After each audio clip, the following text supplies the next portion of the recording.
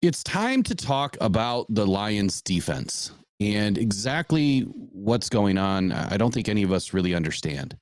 We've seen two totally different defenses this season. We've seen a very anemic pass rush, with the DBs totally exposed. And then you've seen a very dominant pass rush where the DBs are extremely sticky. And the reason why I said that together is because they belong together.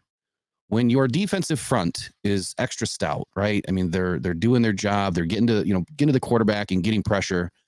The DBs have a much easier day at the office. That's just the way that it is. It's been that way throughout the history of the NFL.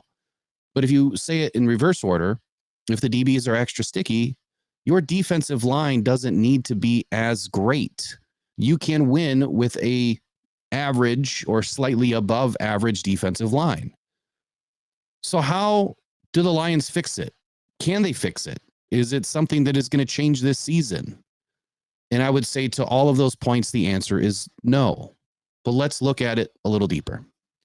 And first, I guess I'd like to say that we've really entered a territory of disaster with this Detroit Lions defense. Even before Thanksgiving, Detroit surrendered 109.8 quarterback rating and an 8-2 TD to interception ratio to opposing quarterbacks over the last 3 weeks, starting with the Chargers game. I'm sorry, even before the Chargers game. And then Detroit ranked last in EPA per play in the NFL since week 7. Against Green Bay, against the Green Bay Packers, the Lions allowed 7 points per play, failing to record a single sack, and Love posted 125.5 QB rating, 268 passing yards, and 3 scores. I'm not going to go deep off into that game again. I want to bury it. I don't want to hear about it again. It was a paltry effort by the Lions, and we got embarrassed. We looked terrible, and I believe that falls on AG. And I think it falls on AG, but I also feel like it's starting to fall on Brad Holmes too. But I'm not gonna throw Brad Holmes under the bus just yet. I think that he's doing the best with what he has. I'm sure. I mean, you can make any argument you want. Hindsight's always 20/20 when you go back and look at the draft after the season, and you can say, well, we could have had this player instead of that player, and we could have had this player instead of this player. Well, you never know what these guys are going to turn out to be. Just because they played well in college doesn't mean they're going to play well in the NFL. And conversely, they might not have the greatest, college stats. They may not come from a big time school. And some of those players turn out to be the best in the NFL. So it really boils down to your scout team going, outside the box, if you will, thinking outside the box and going out and finding players in different areas and not focusing all of your attention on the big time schools is how you find some of those guys. But again, I believe this partially falls on the front office. It was definitely evident midway through October that Aiden Hutchinson wasn't enough of a pass rusher to sustain a top 10 defense. Not only that, but the inability to consistently get pressure on opposing quarterbacks meant that the Lions secondary would be exposed. And they have been exposed in coverage more often with quarterbacks having time to attack the Lions' vulnerabilities. Detroit simply doesn't have a defense, and I hate to even say this, but we don't. We don't have a defense that's going to hang with Philly, with Dallas, or the 49ers in the playoffs. Something has to change right now, and there is not a whole lot of options in front of us. Trade deadline's over. Pretty much all you have right now is couch potatoes sitting at home. I mean, who are you going to bring in? Shaq Leonard? Barrett? Great. Are they game changers right now? Probably not. We have Bruce Irvin. Used to be a game changer. Used to be a phenomenal athlete. He's 36 years old. Is he going to change anything for us? Probably not. I'm still going to remain hopeful. But my question is, if you can't get to the quarterback, if you can't get home, why do you keep trying? Why don't you just change what you're doing on defense to allow your players to have more success? Here's what it's like to me. And the Lions used to be this team. When you don't have a running game, you don't have a good offensive line, but your offensive coordinator just wants to run the ball down their throat. I don't think anybody gets off more in the NFL than an offensive coordinator that's able to just pound the rock time and time again, chew the clock, chew up yards, and score touchdowns on the ground. I think it gives these OCs the biggest hard-on ever. Great. Another pass. Ooh. I mean, that's just different. Mano a mano, helmet on helmet, running up the gut in the trenches is the best way to identify an offense. right? Or to give your offense an identity. But you have these teams that will continue to run the ball into a brick wall and go nowhere, down after down after down. And it makes you question yourself, right? It makes you question what the team is doing because you're like, we've seen this now for many weeks. What are you doing? Like, we don't have a running game. I get it. You're going to try, but you're going to have to abandon it pretty quickly because it doesn't work. So when you have a team like that and an offensive coordinator like that, which thankfully isn't the Lions this season, it begs the question as to whether the offensive coordinator understands how to work with what they have. So that's my question to you, AG. Do you know how to work with what you have? Do you know how to be different week in and week out, find a game plan that should work, find the vulnerabilities of the offense, put your players in the best position to win? There's going to be some tight games.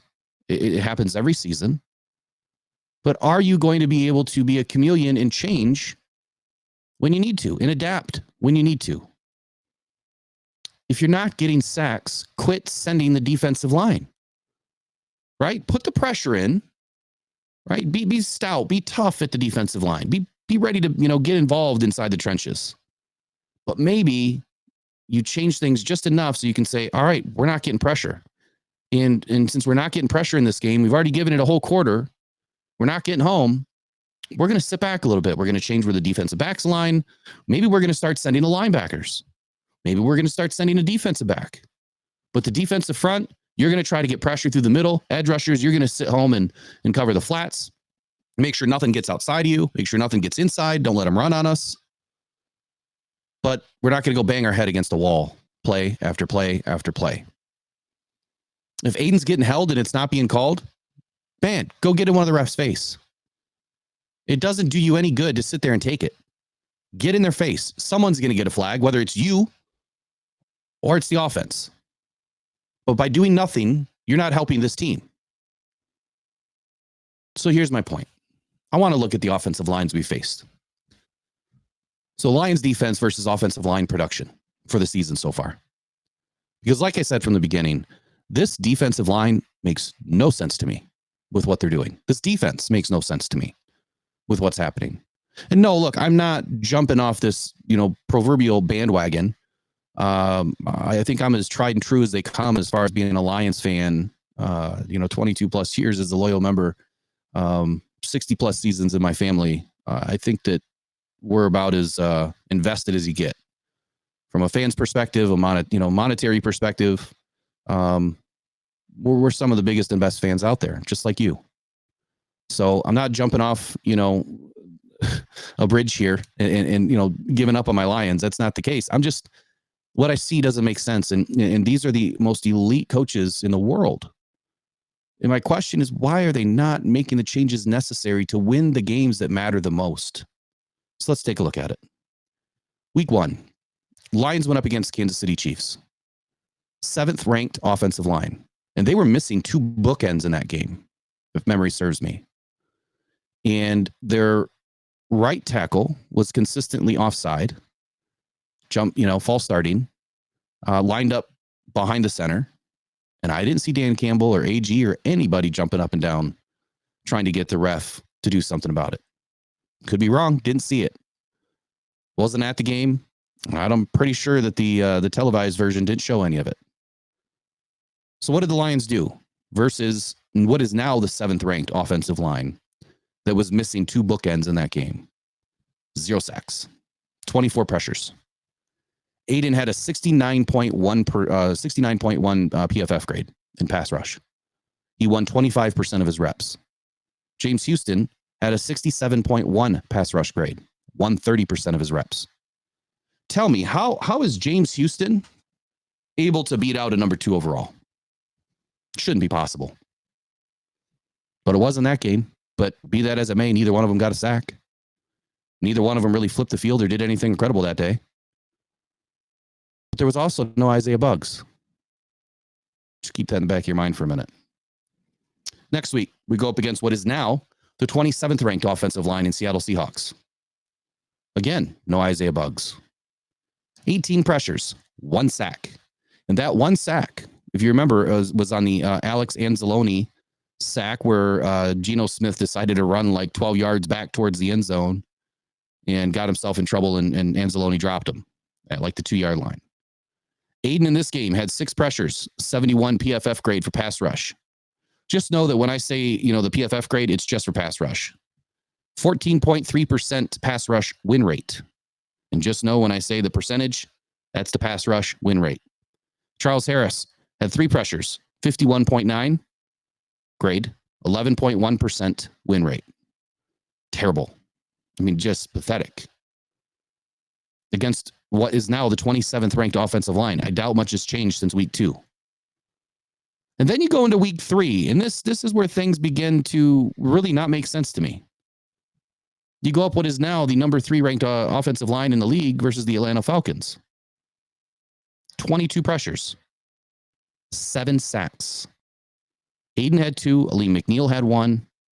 Aiden had his best game of the season, 91.9 grade, 28.9% win rate.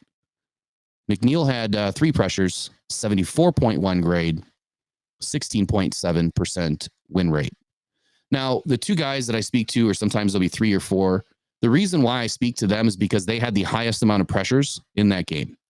So I grade them, and it's PFF grades. So I grade them, and tell you guys about it so you can get an idea of what our guys are doing. But here's the caveat, right, to that game. Isaiah Buggs played in this game. First game in of the season. 7 sacks. Week 4, Green Bay. Arguably the Lions' second best game of the season. 29 pressures. 5 sacks. Aiden, Kaminsky, McNeil, Harrison, Buggs all had 1 apiece. Everybody ate that day. Aiden had 8 pressures, 79.5 PFF grade, 20.5% win rate.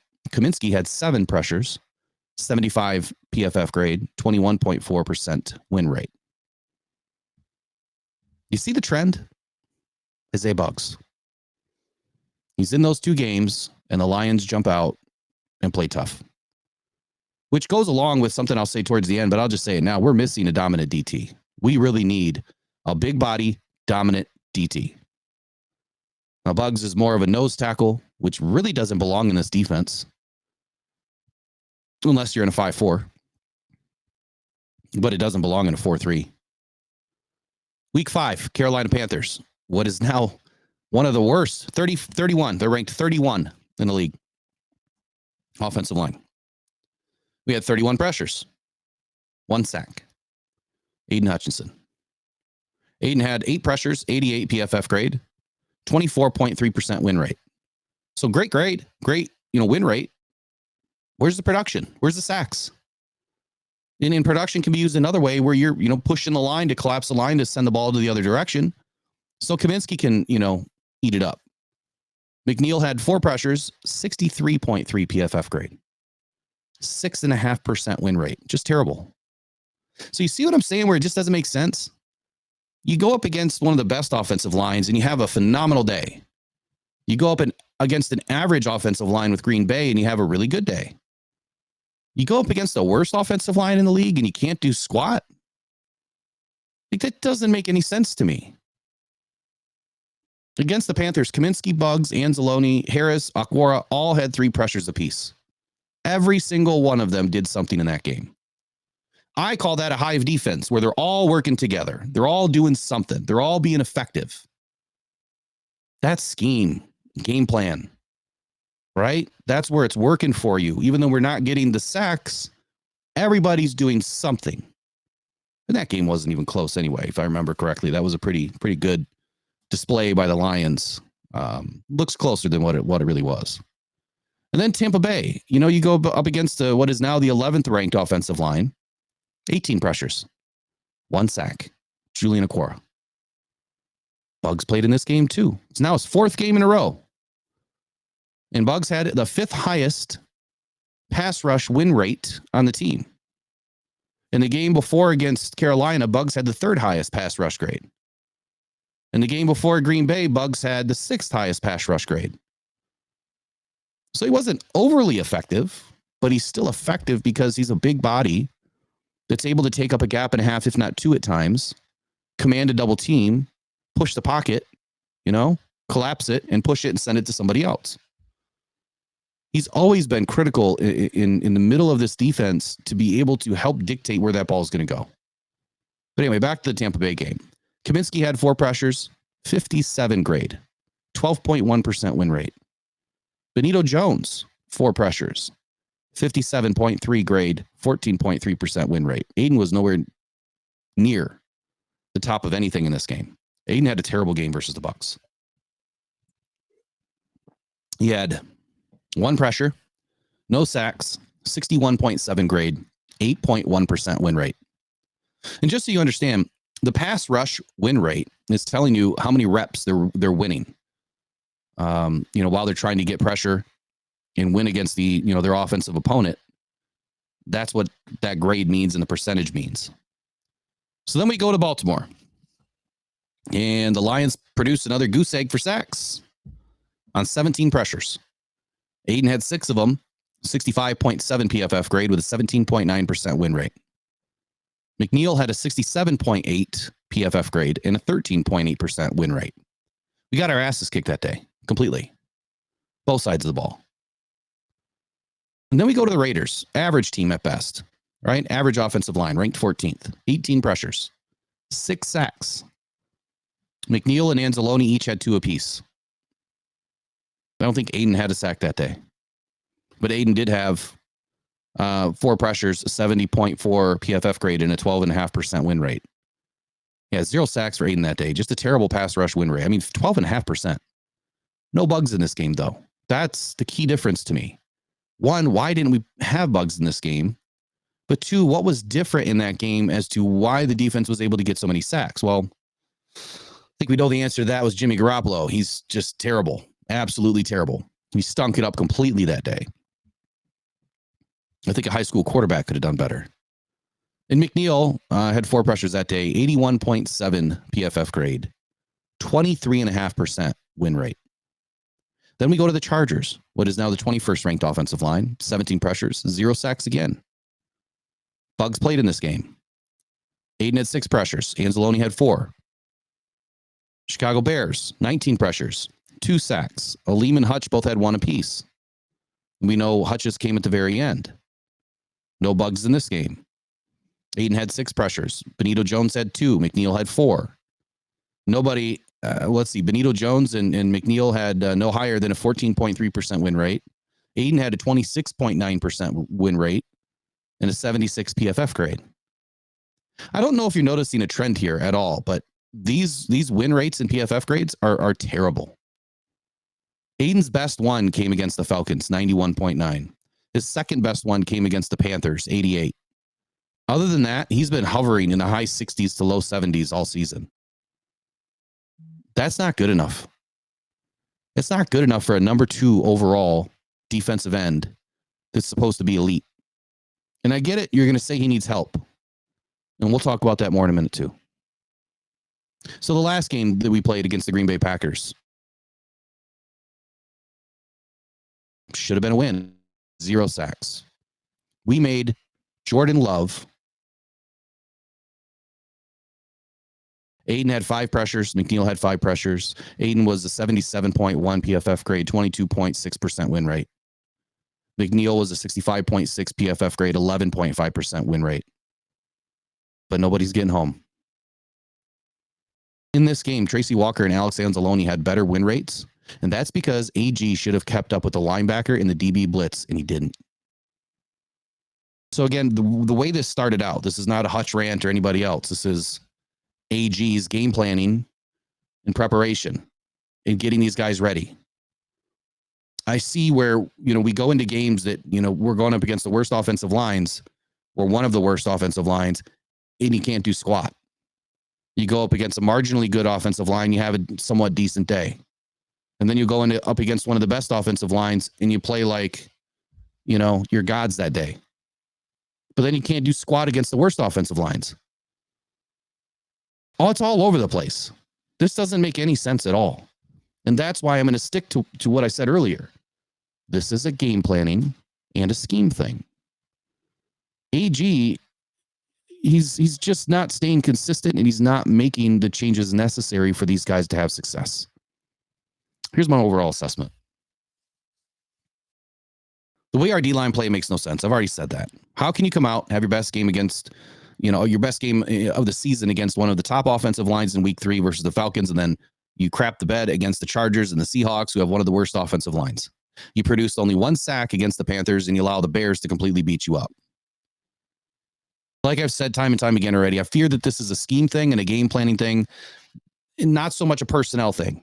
However, I do believe that we are short a dominant defensive tackle, and we need a much better number 2 corner, someone that is going to be consistent and someone that can be quote unquote locked down or shut down, even though that's a different type of DB these days. There's only about 12 that have ever played in the NFL. But I think you know what I'm saying when I say that. We need a really good corner. Someone opposite of Cam Sutton that can hold his own. But being that as it is, the Lions have shown that when they dial into the right game plan, they can play well enough to win. Well enough to even be marginally effective. And sometimes that's all you need. Some games, you just need to be marginally better than your opponent to win those tight games. Against the Falcons, AG sent Brian Branch much more into the box. And subsequently, Brian found his way to the line of scrimmage, making plays and dropping the running back in the backfield. He accumulated, I think, 3 or 4 TFLs versus the Falcons. He was a leading tackler. He had the highest run defensive grade of an 87.4 versus the Falcons, and he stifled the big-time run game that the Falcons had. By bringing Branch up into the box and playing more of a nickel defense with a shallow shell, the Lions were able to keep everything in front of them. They didn't allow these big plays. They didn't allow these huge scramble plays, and they sent the D-line on the outside with Branch following up to close the gaps and put more pressure on the quarterback. Now, Branch didn't register any pressures, any pass rush pressures, but what I'm referencing here is him just being up in the box, getting down in the gaps, and following the edge rushers ultimately puts pressure on the quarterback. The Lions use CJ Gardner the same way versus the Chiefs. Against Seattle, 4 Lion DBs registered pressures. We lost the game, but that was because of the front line not getting to Geno Smith. And you cannot win when you have turnovers. Stopping the momentum, the offense had 2 fumbles and an interception that game. They completely killed their momentum. Can't do that. Our upcoming opponents doesn't look any easier. But at the same time, I don't know what we're going to get. If the trend continued based on what I just read, well, against New Orleans, we're going up against the 22nd ranked offensive line.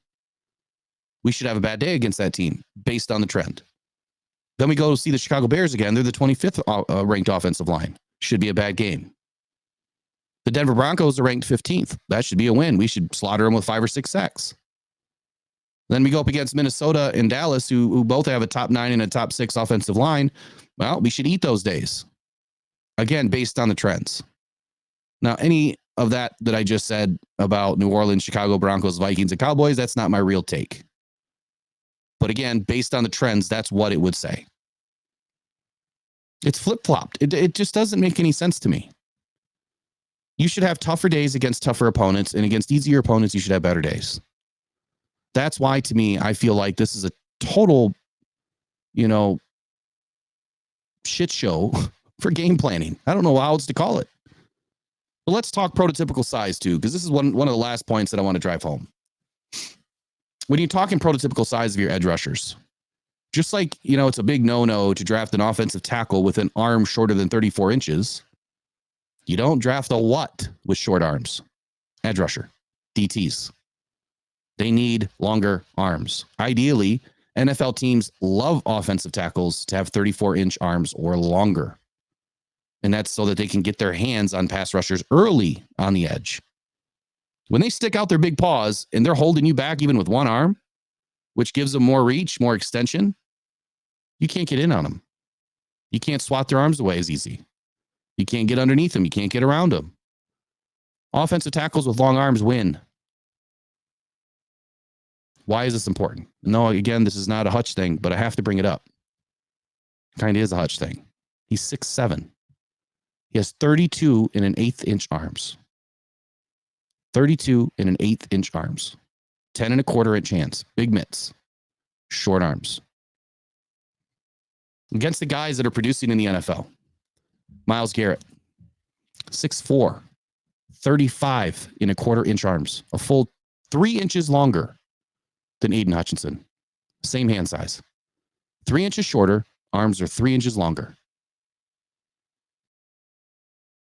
How does that make sense? Makes sense as to why he's one of the best edge rushers, doesn't it?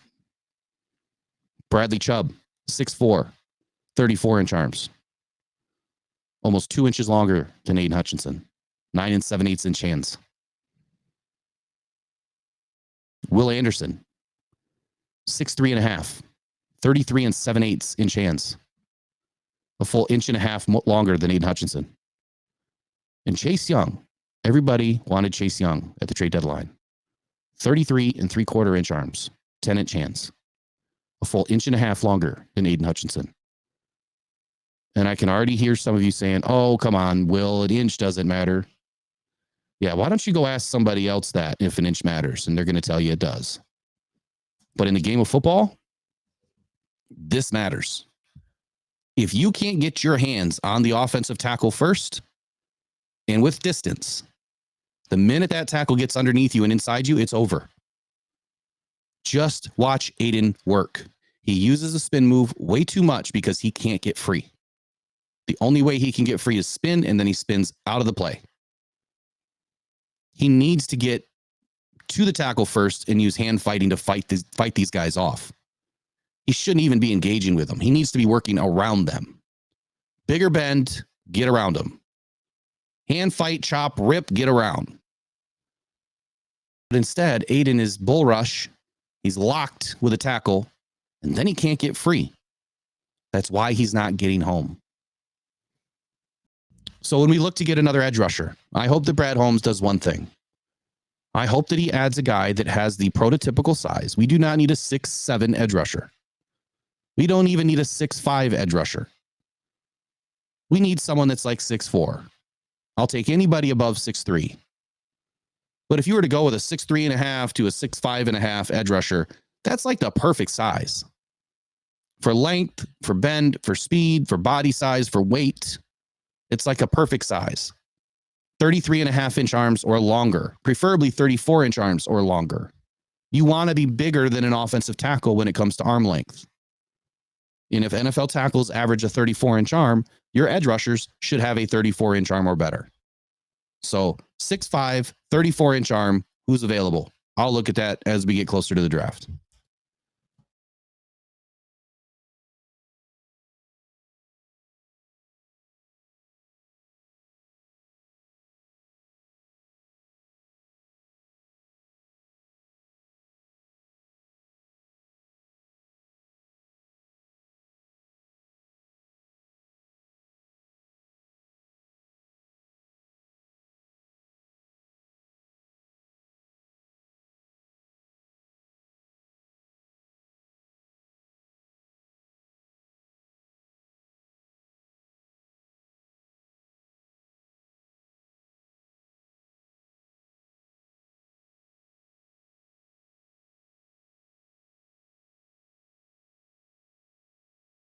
On the left side and not moving around a whole lot. Now, he has moved around a little bit, but I'm not going to mince words here. He's not winning. He's also not getting double teamed and triple teamed like I consistently see, some of you fans are claiming that you're making up this giant excuse that Aiden is constantly doubled and triple teamed. And it's simply not true. Last season, there was a stat that came out by Next Gen Stats, and I believe it was from week 2. And Aiden was, one of the, most doubled and triple teamed guys, as an edge rusher.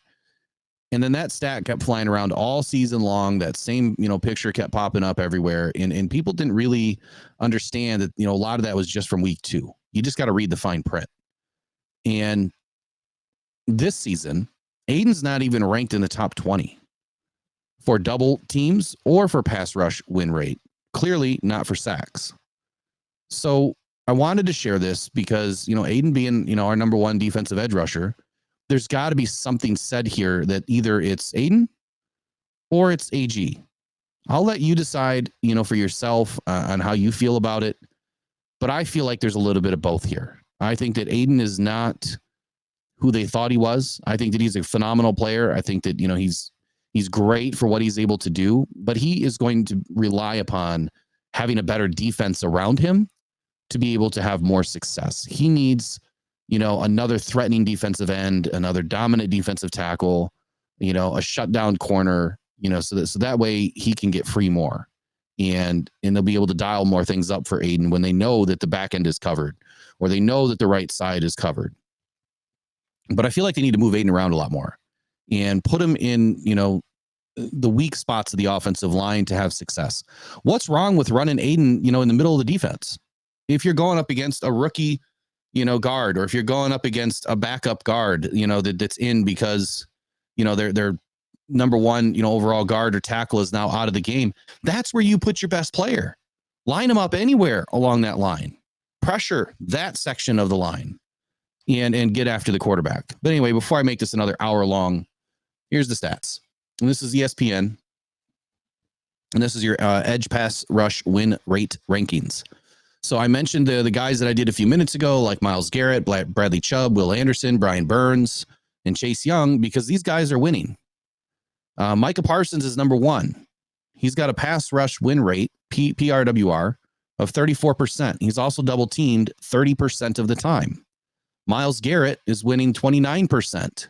He's double teamed 32% of the time. So that means that when Myles Garrett is in the game, 32% of all offensive plays called, he's double teamed. So I don't want to hear it from anybody that Aiden is doubled and that's the reason why he's not having success, because he's not even on this list. This is the top 20 in the league. He's not even in the top 20. And these guys are doubled the most. At one point, Myles Garrett was double teamed like 48% this season. But just looking through this list, you can see that, you've got Micah Parsons, Myles Garrett, Bradley Chubb, Will Anderson, Hassan Reddick, Brian Burns, Boye Mafe, Jadeveon Clowney, Chase Young, Arden Key, Jonathan Greenard, Bryce Huff, Max Crosby, TJ Watt, Leonard Floyd, Trey Hendrickson, Josh Sweat, Nick Bosa, Samson Ekubom, and Okubo Okoronkwo, or I don't even know how to say his name. Hopefully I got it close. These are your top 20 edge guys. These are the guys that are winning. And the pass rush win rate is what I want you to pay attention to here too. 34% all the way down to 19%. Aiden is averaging below 18% on the season. He's also averaging below 20% double team rate. When you look at the DTs, why am I mentioning this, with Aiden, but also it needs to be said about Aleem McNeil. Aleem McNeil has actually been one of the better DTs in the league. For the most part this season, he was ranked in the top 10. Over the last 3 weeks, he has slipped now, I believe, to number 18. And there he is at number 18. He's winning 12% of his reps. The best in the league, Jalen Carter, is winning 20%. That's a big difference. Aaron Donald is just underneath him. Dexter Lawrence is underneath that. Sheldon Rankins at number 4. DeVorest Buckner at number 5. So yeah, the Lions need a guy like this at DT next to Aiden, and I think that Aiden will do much better. But here's the stat that I really wanted to point out. Aleem McNeil is double teamed 53% of the time. So you tell me how Aleem McNeil is double teamed 53% of the time. Well, yeah, Aiden is double teamed the majority of the time. It's not possible. If Aleem is doubled 53% of the time, somebody's open. Somebody is free to make a play. They're just not making the play because they're not good enough. They're not winning their reps. So again, I'm going to put this back on the coaching staff because clearly they're either putting our guys in the wrong situations. They're not putting them in situations to be successful. They're not putting together a solid enough game plan. And maybe they're not using the right schemes at times. Play to the strengths, right? All too often we hear, hello, you play to win the game. You play to win the game. You don't get cute, right? You don't get stubborn. Use what you got to the best of your ability, the best of their ability. Call the game plan and put the guys in the right situations at the right times to be successful. They've been successful at a tremendously amazing amount of time this season. Go look back and see what worked then. Why is it not working now? Are the offenses just getting that much better? Are they figuring us out? Are guys injured and playing through injury that we don't know about? I don't have the answer. all I can see is the stats and the gameplay on the field and make an educated, opinion about what I think could fix it or what I think is going wrong. And right now, I think we have a combination of a couple of things. AG doesn't have these guys ready. The scheme is not working to the best of our guys' abilities on the field. And our vulnerabilities are showing up in these games. Where we are thin, where we need the most help is getting completely dismantled right now. So AG needs to do a better job of hiding our deficiencies and scheming up a better game plan so our guys can be successful. But at the same time, guys, look, it is what it is. We're short some gameplay, so some players, some big time players, some gamers. This next draft is going to set us apart. Like I've said this all week and last week, we're a half a season ahead of ourselves. We are one draft away from finally completing a full roster for Dan Campbell and Brad Holmes. Over 85% of our roster has been changed since 2020. So we are that close. We are literally probably 15% of an entire team away of getting a phenomenal product on the field. So it's not time to give up. It's not time to be, overly critical. I'm just going to be critical about the things that we see that just don't make any darn sense. But we're getting there. We're almost there. And I feel like AG really isn't the answer long term. I hope that he gets an opportunity to get a head coaching position. The Lions would greatly benefit from those third round compensatory picks for 2 seasons. And that I think would even set us apart even further. It's crazy to think, with how well Brad Holmes really does draft, if he gets all of those picks, what he'll be able to do with them. But then there's another component to this, and that is Brad Holmes. I don't know that I would have taken a Jameson Williams as a project, knowing that he was coming, out of that injury and he was going to be a while, or Broderick Martin as a project. I wouldn't have taken those positions. I wouldn't have wasted all of those, draft picks to take those guys, knowing that they weren't going to play much in, last season. And Broderick Martin's had a whole 11 snaps this season. It just doesn't make sense. We could have added 4 or 5 guys with those picks. So some of this does fall on Brad Holmes. It just has to. But that's all I wanted to add. We'll continue on with the rest of the video. Is AG on the hot seat? I would say that when you look at these stats, it's pretty telling that this defense is upside down. They're a different defense every week. We have zero consistency right now. And when I look at, who's producing against the better offenses, I would say nobody. Nobody is right now. We've only had one good game against a good offensive line, and that was against Atlanta. And Aiden had 2 sacks. Since then, Aiden's gotten his sacks against the Carolina Panthers, who had the worst offensive line. And against the Bears at the, towards the end of the game, who had, the 25th ranked offensive line.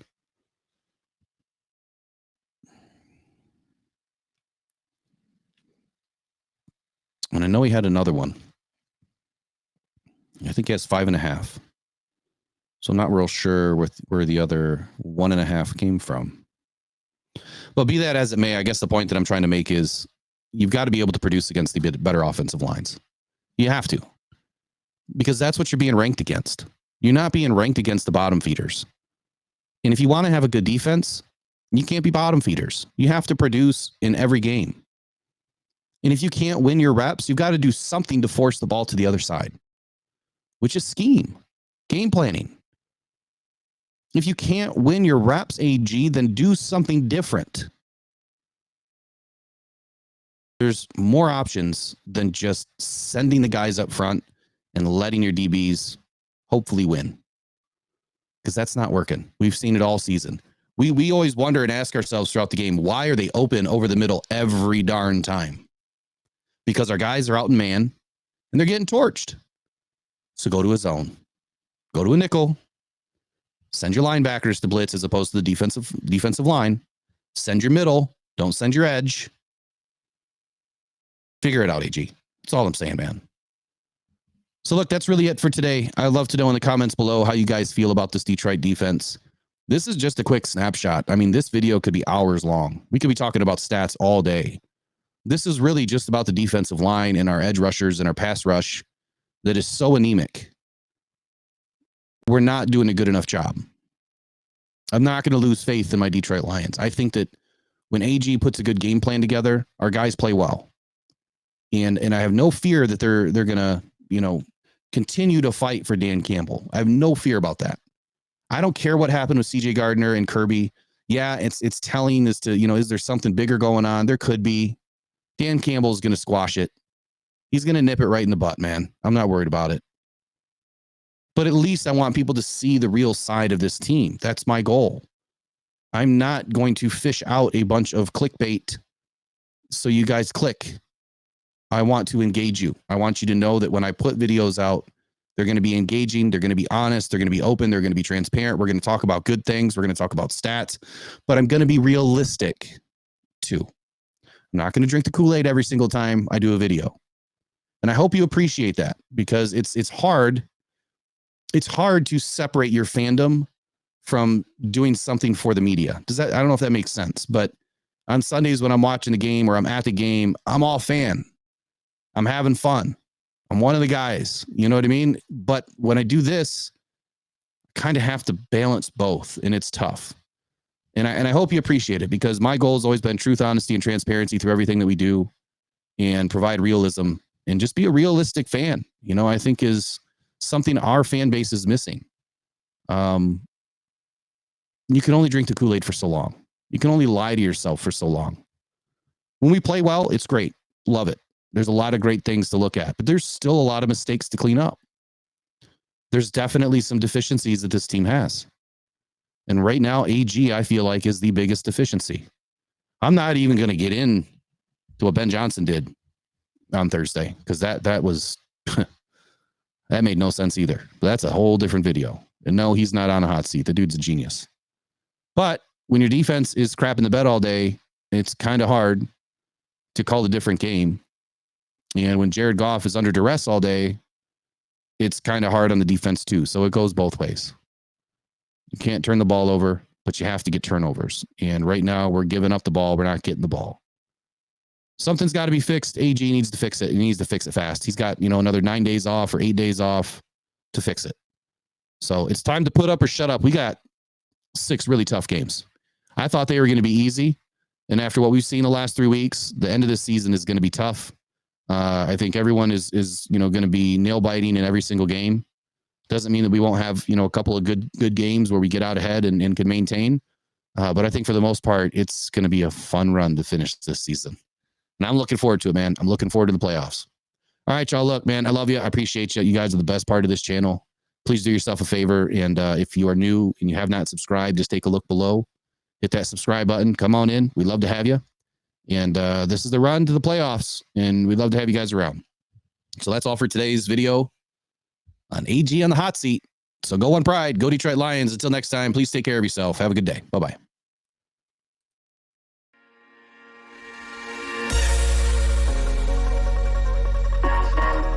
Wants to throw it to Stewart. He caught it. He makes goal on the first down. Oh, with a big man. Dives down the 31-yard line. Oh, that is beautiful.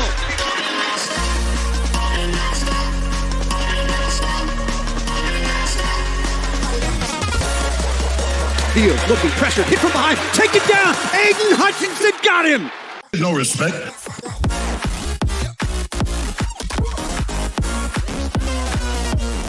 So, we look like we're ready. This is day one.